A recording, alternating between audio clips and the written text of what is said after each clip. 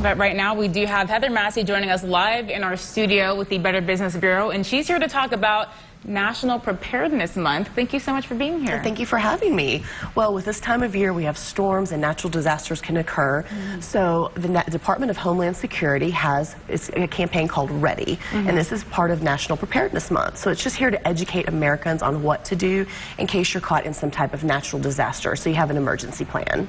What are a few things that families can start doing now to prepare that plan? Because that does take some time. It does. Number one is we want to have a plan. So you want to get with your family, have an evacuation plan. If you have a fire, a flood, a hurricane, anything that might happen, have your family where they know where to go. And also practice this plan with your pets. A lot of time in the case of an emergency, it is such a quick movement and you don't know what to do, and people scramble and they're looking for their pets. So as long as everyone knows where to go, this is really helpful in a case of a natural disaster or an emergency in that nature. And there are so many different ways that people can start getting prepared, especially when severe weather season strikes and things like that. But what about homeowners insurance? Homeowners insurance is really interesting. According to FEMA, nearly half of all Americans do not have the proper insurance to cover their home or all of their belongings in the case of a natural disaster. Wow. Depending on areas you live to, you might have to have a specific type of flood insurance. So if you're in an area that's prone to hurricanes or you live by creeks or rivers,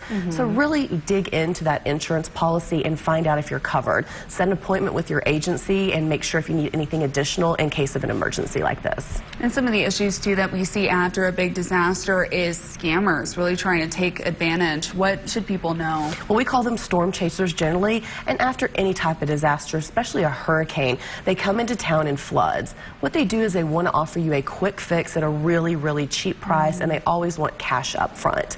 They prey on people's emotions when you're in this natural state and you're just panicked and you want your stuff fixed.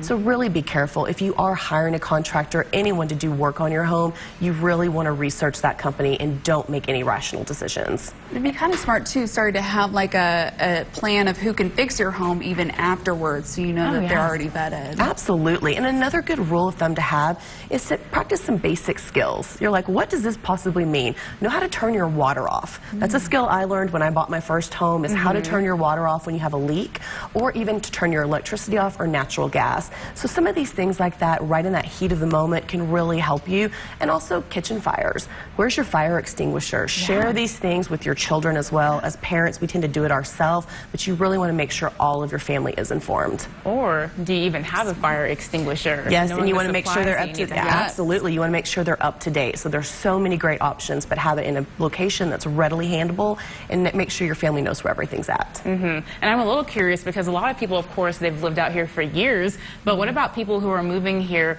Where can they go to find out what the weather is like in West Texas and kind of educate themselves? Well, you can always go to your local news stations and find out what to expect. You can look at a history. There's so many different resources. You can always check bbb.org. So we have lots of tips on anything that you may need, especially in preparing for an emergency. Just because you don't live maybe in an area that's prone to hurricanes, you never know when severe flooding can occur. So just because we live out here in dry, flat West Texas, we're also prone to flooding because we don't get a lot of rain and really don't have the great drainage system for that. So we're prone to that as well. So it doesn't matter where you live, always be prepared for everything. Absolutely. And two, it's good to have kind of that location as well. Like if your family's split up, make sure that you know that you're going to meet at this location, or even like hospital locations, anything like that too.